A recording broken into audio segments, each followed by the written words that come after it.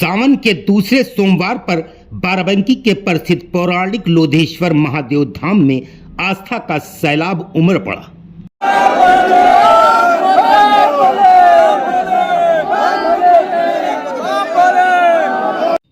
रात के 12 बजे से ही लाखों श्रद्धालु बाबा लोधेश्वर के जलाभिषेक और दर्शन के लिए कतारों में खड़े हुए नजर आए। चारों तरफ हर हर महादेव और बम बोले की आवाजें ही गूंजती रहीं।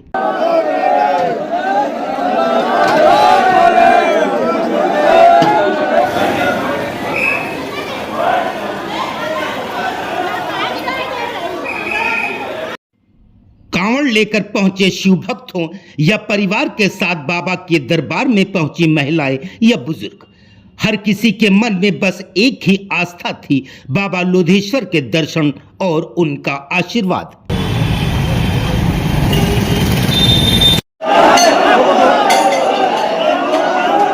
धीरे धीरे आगे बढ़िए। श्रद्धालुओं की भारी भीड़ को देखते हुए जिला प्रशासन की ओर से सुरक्षा और व्यवस्था के काफी व्यापक इंतजाम किए गए थे। मंदिर परिसर में और मेला क्षेत्र में पुलिस बल की तैनाती के साथ बैरिकेडिंग और ट्रैफिक व्यवस्था पर भी विशेष ध्यान दिया गया। जैसे कि अभी हम लोगों का जो यहाँ पे कैंप लगा हुआ है जस्ट असैनी मोड़ पे, जहाँ से हमारे शहर की शुरुआत होती है, तो यहाँ पे चिकित्सा की सुविधा है, पानी, अल्पाहार इत्यादि की सुविधा रखी हुई। इसके अलावा आप देख सकते हैं जिला प्रशासन का जो पुलिस की जो व्यवस्था है वो पूर्ण हो गई है। हमने पूरे एरिया में बैरिकेडिंग कर दी है और अब की बार जो लोधेश्वर महादेव जी का चाहे मंदिर हो चाहे असवानेश्वर धाम हो, दोनों जगह पे हम लोगों ने परमानेंट बैरिकेडिंग की व्यवस्था की है, ताकि हम लोग ये चाहते हैं कि इस बार बिना किसी दुर्घटना के और शांतिपूर्ण तरीके से ये कांवड़ और सावन मास का महीना पूरा। इस बार जैसे देखा गया कि मुख्यमंत्री योगी आदित्यनाथ का ड्रीम प्रोजेक्ट है लोधेश्वर महादेवा, वहाँ पर कॉरिडोर की व्यवस्था चल रही थी, तो ऐसे में क्या कुछ खास वहाँ पर एम्प्लॉयमेंट किया गया है, किस तरीके से डिप्लॉय किया गया? देखिए, लोधेश्वर महादेव मंदिर में जो अभी सर का दौरा भी हुआ था, उन्होंने वहाँ पे उसका शिलान्यास भी किया है कॉरिडोर का।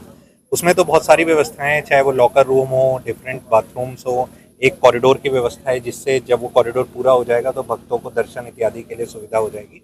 इसके अलावा वहाँ पे दुकानें, जिससे कि लोकल रोजगार को सुविधा मिल सके, ये सारी व्यवस्थाएं हैं। तो ये तो एक लॉन्ग टर्म विजन है, लेकिन अभी के लिए हम लोगों ने बैरिकेडिंग करके जो कंस्ट्रक्टेड एरिया है उसको सेपरेट कर दिया है और कंस्ट्रक्शन हम इस प्रकार से कर रहे हैं कि किसी प्रकार से सेफ्टी का रिस्क ना हो। जितने गड्ढे हुए थे कंस्ट्रक्शन के कारण वो सारे भर दिए गए और पीछे जो एक प्राचीन कुंड है उसको भी परमानेंट बैरिकेडिंग करके वहाँ पे नाव और गोताखोरों की व्यवस्था कर दी गई है।